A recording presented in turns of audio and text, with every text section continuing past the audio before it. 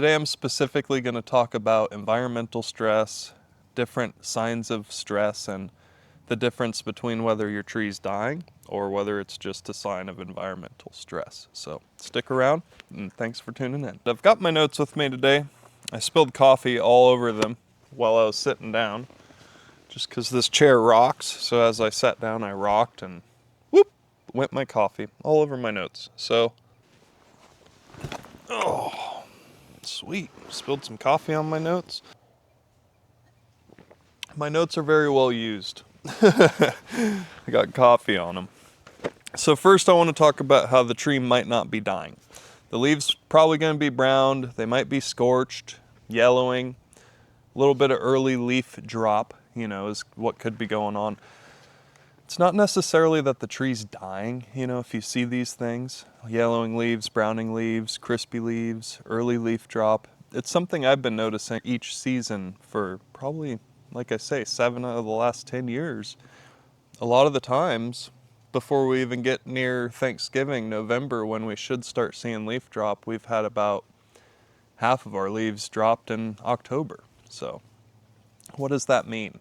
Really, it means we need to check the surrounding areas. We need to remember whether we've been having really dry seasons, because typically when a tree is showing accumulated stress year after year, it's not from that one particular season, because if a tree was stressed all the way through its growing season and then it goes dormant through the dormant season with the stress built up from the previous growing season, it's going to come into the new growing season in springtime with a lot of stress. So the stress can lead to, like I was saying before, early leaf drop, browning leaves, crisping leaves, but what you want to look for to see if there's signs of growth still, signs of life, is that the tips of the branches aren't turning black. They aren't, dying from the tips is one thing. Like usually if a tree gets early leaf drop, it's going to push out another set of buds to grow new leaves. And typically it's a sign of drought stress. It's not getting water penetrated deep enough into the root zone. So the tree can't transpire the water up through what's called the xylem of the tree. It's like XYLEM, xylem. The xylem is what flows water, and then there's the phloem, I believe is what it's called, and the phloem is what does nutrients. So they're kind of like tubular shoots that grow up through the wood of the tree, and what will happen is if it's been many years of the tree not getting proper water, deep water, those capillaries, those tube things will start shrinking, and then it's not able to absorb. Even if you're giving it a lot of water, it takes time for it to start reversing itself out of that stressed drought that you're seeing. The accumulated stress is one of the things where, trees aren't going to be just rejuvenating themselves each spring because it's the new growing season. So that's one of the things where if the tree has a chance to recover, like during future growing seasons, it's going to have to be because it started getting proper water, or that's typically the number one thing that is stressing the trees out, because as the environment gets hotter, there's this thing, I think it's called, I guess I have it in my notes, VPD, vapor pressure deficit. And that's how strongly the atmosphere is sucking moisture and water out of the plants. And no matter how much you're watering the trees, if the VPD, because of environmental stress factors, if the vapor pressure deficit is imbalanced, then what will end up happening is you're watering your trees more than they can absorb, because the atmosphere is soaking all the moisture you're giving the tree out of it. So that's one thing too, where if it's just so hot and dry, drier than it's ever been, windier than it's ever been, and hotter than it's been, because I believe back in 2021, it would have been the first driest summer or spring we had seen. It was the driest year we'd seen since they started documenting weather in 1895. And the time before that where it was a lot drier would have been, I think 1926, which would have been before the Great Dust Bowl in 1930. So these are all kind of like weather patterns where, you know, it was really, really dry for some years back in the 1900s, and it's really dry again. It's really hot. So I'm just wondering if it's ever going to start raining again and cooling down a bit. And what does it mean? You know, what does the accumulated weather patterns mean, you know, that have been documented in history? Well, I mean, really what it comes down to is that, like, the drier and drier it gets and the hotter it is for year after year, accumulated stress leads to tree death.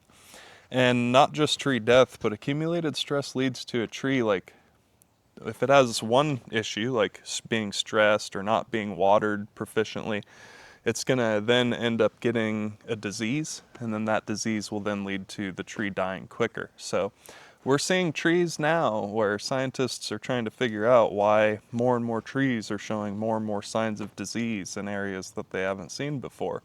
And it's very interesting to keep up with all that scientific data that they're producing, because it keeps me observing my trees and my environment and seeing that, wow, they really have been changing over the last, since I was a kid, since I started paying attention and looking up at the trees. And it's going to be interesting to see how the trees adapt and what that leads to down the road. That's kind of what the environmental stresses will lead to, is more pest problems, more diseases. You've got the root rots going on. We've got canopy dieback, you know, and trees in areas that we've never really seen as bad as it is now. So that's really what the environmental stress is leading to. And with tree stress versus tree decline is that one thing is if the tree gets early leaf drop and it doesn't start growing a new set of leaves before, say, fall, usually if a tree gets early leaf drop during the middle of summer, it should have a new push of growth by fall, by September. So if it doesn't recover, that's a sign of decline. Another thing would be a progressively thinning canopy, like where if you have a tree that's just slowly losing leaves constantly, they're constantly yellowing, constantly curling, constantly dropping leaves, you got some browning and curling, it's a sign of decline. Another thing would be is continual branch and branch tip dieback each year, and that leads to less annual growth. So you'll see a tree that is just the same size year after year. There's no new pushes of growth, no new shoots of growth. You're just kind of wondering, is my tree even healthy? Another thing you look for is that the root or the trunk, like structural problems, will be worsening, because that is another thing where chronic stress year after year can lead to what seems as a sudden decline, where you're like, oh my gosh, all of a sudden my tree died. Whereas years before, there could have been cracks in the bark, there could have been branch tip dieback, a lack of growth. So that's kind of why I'm covering tree decline versus tree death, because if you can catch the decline before it's too late, the attributing factor would be watering, watering more and making sure that the water is getting into the penetrating root zone, because a lot of the times if we water when it's been so dry, it just runs right off of the surface roots and you're not getting the deep absorbing roots that would be getting the water up through the canopy. One thing we can do is deep watering. Make sure that the water is getting to the penetrating root zone like I'm talking about. If your trees are in pots, protect their canopies from the extreme heat and protect their pots from the trees. If they're getting hit by the wind constantly and they're in a pot, it dries out a lot quicker than if it were in the ground. So we want to make sure that if we are seeing signs of decline, we start catching it early. And we want to reduce the ground cover competition and planting areas, whether you have the tree in the ground or in pots. I see potted trees planted all the time with flowers in the pots. And it's like, that's going to lead to competition of water and nutrients too. Flowers need a lot of micronutrients in order to continually flower. So that will take away from the tree being able to filter water and absorb nutrients because of the competition right at the base of the tree. So if you do have trees that are planted in really thick landscapes, I would recommend trying to give it a good space around the tree and have it just be bare dirt with a layer of mulch that's not touching the trunk. And avoid over fertilizing or over and under pruning your trees, because if you think, oh, my tree's in decline, I'll just feed it, it's probably not uptaking water very well, so the chances of it being able to take the nutrients in properly, you're more likely to burn any kind of new feeder roots and any chance the tree has of pushing out new roots and new root growth. So the best bet would be getting the water under control. And then after a year of good water, the tree's on a good schedule, you start noticing signs of improvement before fall.